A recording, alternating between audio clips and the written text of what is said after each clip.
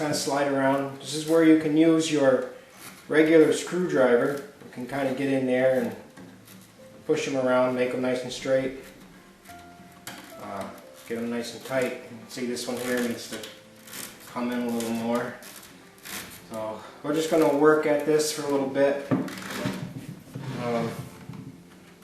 Get these about as straight as we can. Now once that's done, we can move on to step 5. Once you have these strands as straight as you can get them, both side to side and front to back, we can start on step 5. Now I say as straight as you can get them because very often these strands do not want to go where you want them to be. You'll slide them around and they tend to slide back where they were. You usually can manipulate them to get them fairly close to where they need to be, but you don't have to worry about getting them perfect. In step 5, we're going to start our angle weaves. It's important to keep in mind that in step 5, we want to weave over the horizontals or the side-to-side strands and under the verticals, which are the front-to-back strands. Very often we are going to have to skip holes. We won't go to each hole consecutively. We're going to have to skip some depending on how square the chair is, how many holes there are, and how the strands of cane want to run. We want to try to run them as straight as we can, but we also need to keep in mind that they may curve. I like to start my weaving in the front corner and work my way to the opposite back corner. This does not mean that I may not end up right at that back corner. I might end up a hole or two to either side of that. Now as you're weaving this, your weave should look like a set of stairs. And as you go along, your cane should pull through quite easily. If your cane is pulling through hard, then you probably have a misweave.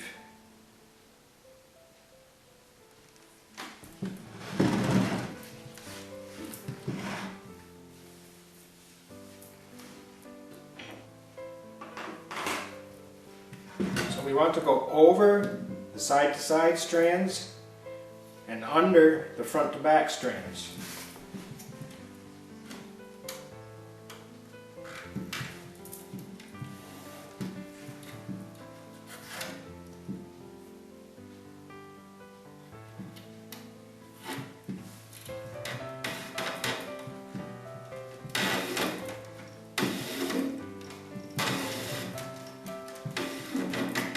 I like to pull this through enough just to put my loose end down through the hole here.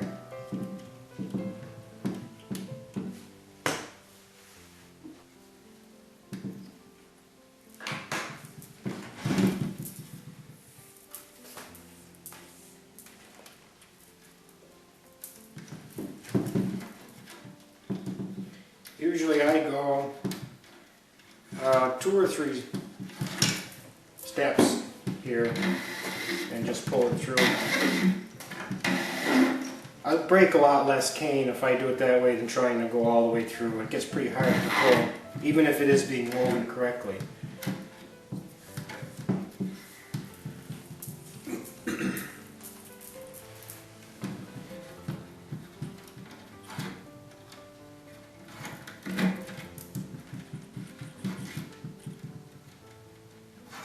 It's also important to keep your cane from twisting.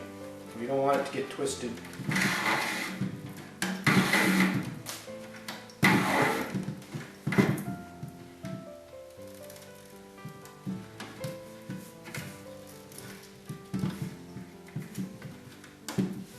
Now I'm just going to continue this all the way to the other side.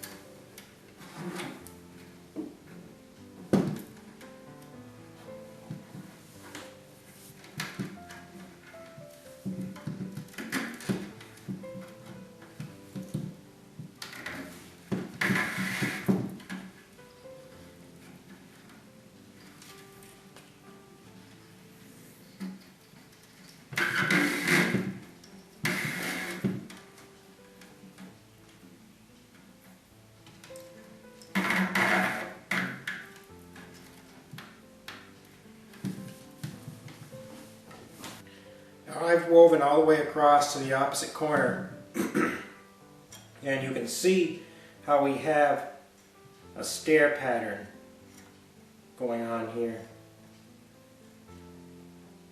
That's what you want. And in this case of this particular chair, I started in this corner and we were able to end on the opposite corner. Like I mentioned earlier, you may end up one hole or the other way off. It all depends on the construction of the chair. So what we do at this point is I'm going to bring my cane up through this next hole and we will weave back to the same hole in the front on the opposite side. Once you have your first strand started, you can start to see the pattern and it becomes a little easier for your weaving. With this chair having a dished effect on this rail, you could start from the opposite corner and weave in the opposite direction and keep doing that. Some people prefer to do that. They feel that it keeps the shape of the chair more defined. I would suggest if you're just learning, this is your first chair or even the first several chairs, that you just do one diagonal and then go back and then do the other diagonal until you learn your pattern and get your weaving down. And that's how I'm going to be demonstrating on this chair. I had just mentioned that I was going to skip to the next hole, come up through with my cane and weave back the other way to the front of the chair. But upon doing so, I realized that this really puts quite a bend in the cane, right in this spot. So what I'm going to do is I'm going to cut my cane and I'm going to double up on this back hole. And that's going to keep my cane running in a straighter line. Here you can see the change that I've made. I've doubled up in this back hole. I've woven a couple of strands and this cane is much straighter now rather than coming to this opposite hole. You will find during your weaving there may be many other instances where you will want to do this.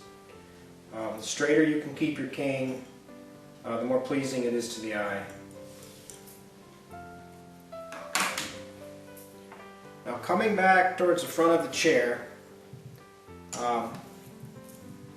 this is the peg we started out with. I'll pull that out.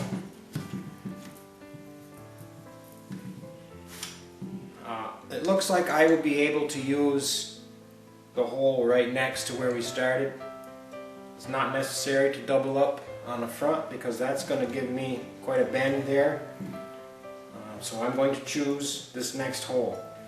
You will have to make that determination pretty much every time you come to a hole or when you start. When you come up through and if it puts quite a bend in your cane, you're going to want to choose a different hole. Sometimes you're going to have to double up, and sometimes you may want to skip a hole. What you want to keep in mind is which hole is going to keep my cane strand as straight as possible. So now I'll go down through this hole.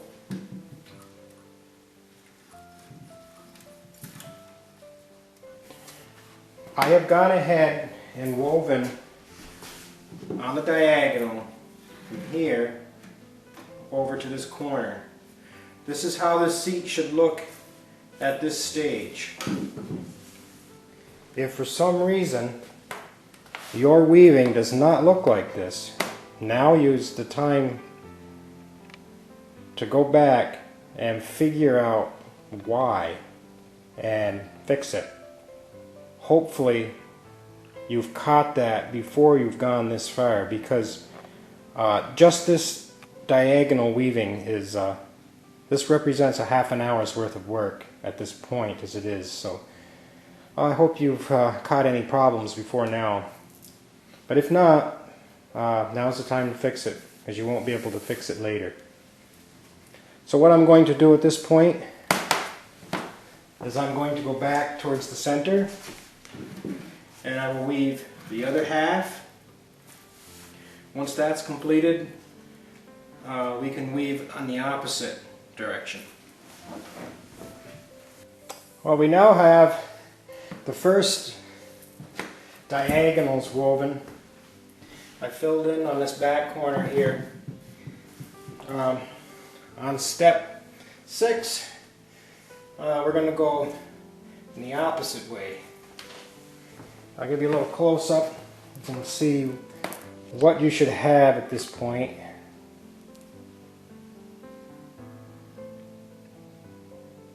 That's what it should look like.